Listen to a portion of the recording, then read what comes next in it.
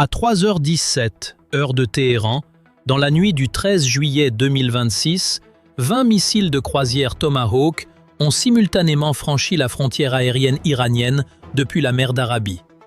Aucune chaîne d'information n'a transmis l'alerte en premier. Aucun porte-parole n'avait encore pris la parole.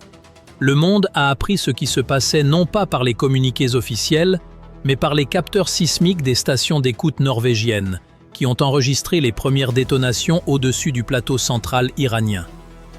Ce que vous allez entendre dans les prochaines minutes, c'est la reconstitution minute par minute d'une nuit qui a changé l'équilibre de la planète.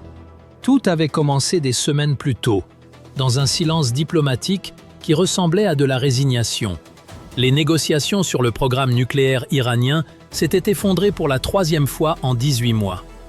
Washington avait posé des conditions jugées inacceptables par Téhéran. Téhéran avait enrichi de l'uranium à 84% selon les inspecteurs de l'AIEA, à moins d'un pas du seuil militaire. Et quelqu'un, quelque part, avait décidé que les mots ne suffisaient plus. La première vague a été lancée à 2h54, heure locale, depuis 2 destroyers de la classe Harley Burke, positionnés à environ 350 km au sud du détroit d'Ormuz. L'USS Mason et l'USS Gravely ont tiré en salve coordonnée. Les missiles ont rasé la surface de la mer pendant les premières minutes de vol pour éviter les radars basse altitude iraniens, avant de remonter en altitude et d'ajuster leur trajectoire vers 3 objectifs distincts. Le site nucléaire souterrain de Fordo, enfoui à plus de 80 mètres sous la roche dans les montagnes du Qom, était la cible principale. Les 2 autres cibles étaient un centre de commandement des gardiens de la révolution islamique dans la banlieue sud de Téhéran et une station radar stratégique à Bandar Abbas, au bord du détroit. Sur les 20 missiles tirés dans cette première salve, 14 ont atteint leurs objectifs. Les 6 restants ont été interceptés ou ont dévié de leur trajectoire, selon les premières estimations du Pentagone. Les batteries de défense iraniennes S-300 ont réagi avec une rapidité surprenante, abattant 4 des missiles entrants, tandis que le système Khordad 15, conçu en Iran et présenté comme capable de rivaliser avec les systèmes occidentaux, a neutralisé les 2 autres. Malgré cela, les dégâts à Fordo ont été significatifs. Des capteurs de pression à l'intérieur de l'installation ont enregistré une onde de choc correspondant à l'explosion d'au moins 3 bombes de pénétration de type JDAM à guidage GPS, larguées par 2 bombardiers B-2 Spirit qui volaient depuis la base de Diego Garcia, dans l'océan Indien, à plus de 4000 km de là. Dans le cockpit de l'un de ces B-2, à 12 000 mètres d'altitude, 2 pilotes américains fixaient leurs écrans tactiques en silence. La mission durait depuis 7 heures. Ils n'avaient reçu le code de tir final que 40 minutes avant l'impact. Ces hommes n'avaient pas dormi. Ils savaient exactement ce qu'ils allaient faire.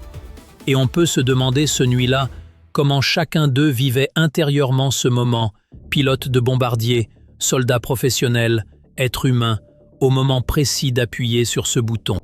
La deuxième vague a frappé à 4h33. Cette fois, ce n'était plus seulement des missiles. 12 F-35C décollant du pont du USS Dwight D. Eisenhower, positionnés dans la mer d'Oman à environ 450 km des côtes iraniennes, ont pénétré l'espace aérien iranien par le sud-est, contournant les défenses concentrées autour de Téhéran. Leur cible ? La raffinerie d'Abadan, l'une des plus grandes d'Iran, symbole économique autant qu'infrastructure stratégique. Des drones MQ-9 Reaper avaient cartographié le site pendant 72 heures avant l'assaut. Les F-35 ont largué des bombes GBU-31JDAM et des missiles AGM-154 à dispersion contrôlée sur les réservoirs de stockage et les tours de distillation. En moins de 12 minutes, 3 des 5 unités principales de la raffinerie étaient en feu. Les colonnes de fumée noire visibles depuis Bassora, en Irak, à plus de 100 km, ont servi de signal involontaire à toute la région que quelque chose d'irréversible venait de commencer. C'est à ce moment précis que le détroit d'Ormuz est devenu le centre névralgique de la crise. 28% du pétrole mondial transite par ce couloir de 33 km de large. Et l'Iran le savait. Dans les premières heures du 13 juillet, des vedettes rapides des gardiens de la révolution islamique, des bateaux armés de missiles anti-navires C-802, ont commencé à manœuvrer autour de pétroliers circulant dans le détroit. 3 navires de commerce ont été avertis par radio de se stopper. L'un d'eux, un tanker battant pavillon libérien transportant du brut koweïtien, a été touché par un missile côtier tiré depuis une batterie camouflée sur la rive iranienne du détroit. L'équipage a été évacué. Le navire, en feu, dérivait. Les marchés à terme du pétrole, qui avaient déjà bondi de 22 $ dès l'annonce des premiers frappes, ont atteint 162 $ le baril à l'ouverture des bourses asiatiques, leur plus haut niveau depuis 2008. À Paris, à Londres, à Francfort, les traders regardaient leurs écrans avec une incrédulité qu'ils n'osaient pas nommer à voix haute. Dans les couloirs du Pentagone, à 23 h, heure de Washington, le secrétaire à la Défense et le chef d'état-major interarmé étaient en communication permanente avec le Conseil de sécurité nationale. Les décisions se prenaient en minutes, non en heures. La 3e vague avait déjà été autorisée. Cette fois, les cibles incluaient les sous-marins iraniens de la classe Gadir, de petits sous-marins côtiers capables de tirer des torpilles dans les eaux peu profondes du golfe Persique. 2 d'entre eux avaient appareillé de la base navale de Bandar Abbas au cours des heures précédentes. Des P-8 Poséidon américains les traçaient depuis l'altitude. L'un des Gadir a été neutralisé par une torpille lancée depuis un sous-marin américain de la classe Virginia, opérant en immersion dans le golfe d'Oman. L'autre s'est réfugié dans des eaux peu profondes, près de l'île d'Abu Moussa, hors de portée des sonars américains pour le moment. À Téhéran, dans les couloirs du métro, la scène était d'une toute autre nature. Des milliers de civils avaient afflué dès les premières explosions, traînant avec eux des sacs, des couvertures, des enfants endormis.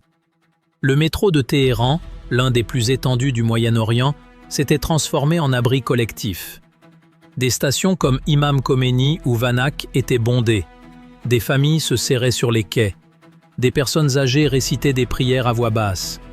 À la surface, les axes principaux vers Karaj et vers le nord, en direction des montagnes d'Alborz, étaient saturés de voitures.